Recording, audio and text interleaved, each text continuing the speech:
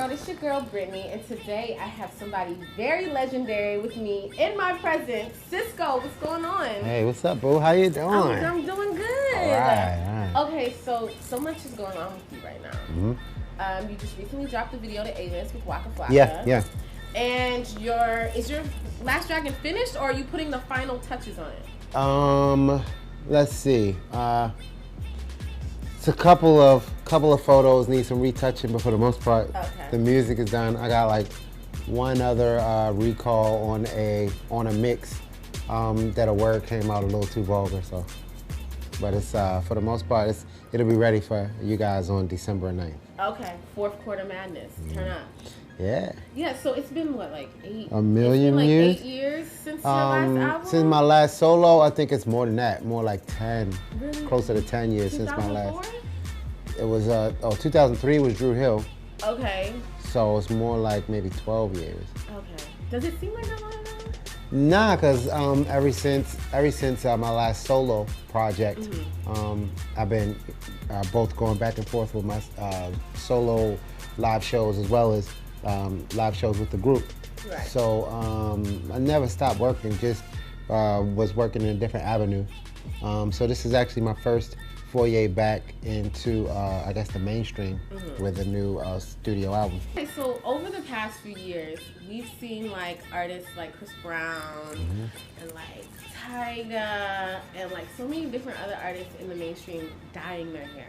But you were like the first person to ever do it. Like the blonde guy. The blonde. You had blue hair at one point. Blue, blonde, red. Silver, red. Silver, yeah. How do you feel about them kind of like, you know what, get like you doing it and that giving them kind of the confidence to like, I can pull this off. Like Sisqo used to do it and bagged all the females. And It's all. I'm flattered when I see that I have some kind of influence on the younger artists that's out right now. It kind of reminds me of the influence that like Michael Jackson had on myself and like every R&B artist that's in the game. The influence that, the direct influence that Jodeci had on Drew Hill when we came out. When we literally was doing everything we could to sound like Jodeci. And you know, for us to actually meet the group later, and you know, for them to kind of give us a stamp of approval on the sound. And it's like I said, I'm flattered and I'm happy that they are doing, you know, that I have had some kind of influence on the newer artists that's out right now, because it's not such a shell shock when, you know, people that may not know my catalog see me coming out. I don't know if everybody, all of the younger kids know that I was the first person in the new millennium to do it, but I've never really been like a accolade hawk. Right. I don't. It's to me, it's mainly about the music. So it's like as long as you bring it back to the music, I think that's the way you know, sustain yourself. I was thinking about like when I mentioned Michael. If you realize, whenever we would imitate Michael, and when I say we, I mean like me and Usher and you know, Justin Timberlake, Chris Brown. We all try to do our best like Michael Jackson impression. Right. You know what I mean? But the thing I think that made Michael legendary was that instead of, you know, even going backward to even talk about what it is that we did, he just continued being him.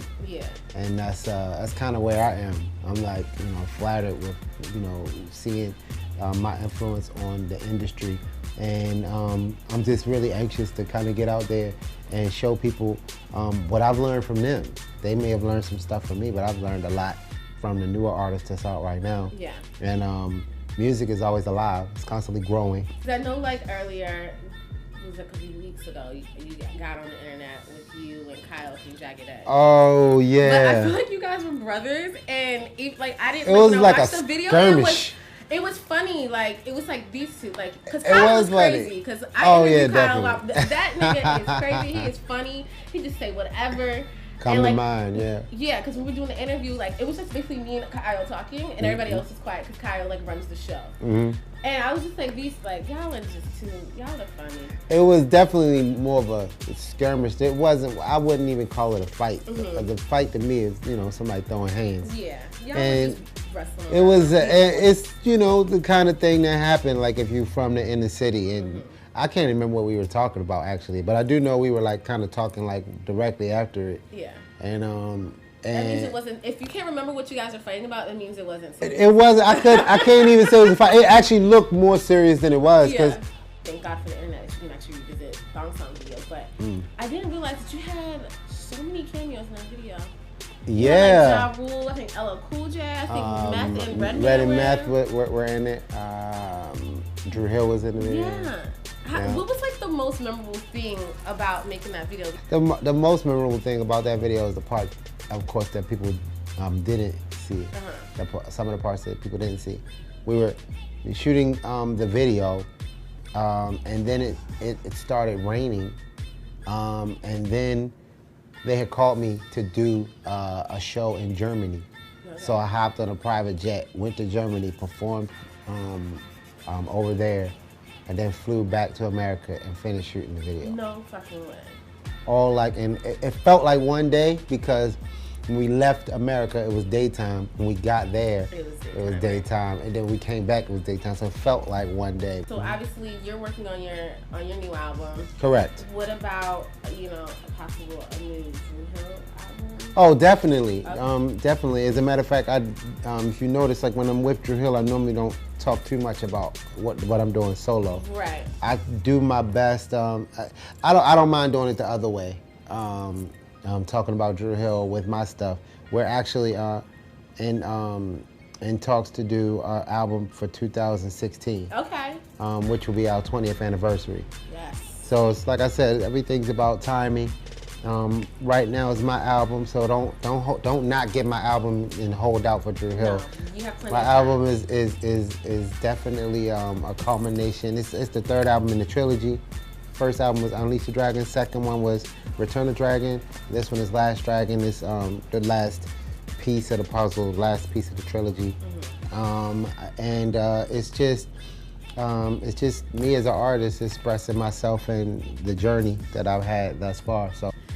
Okay, so you've over the years collaborated with so many different artists and great artists at that. Lil Kim, DMX, there's just so many people.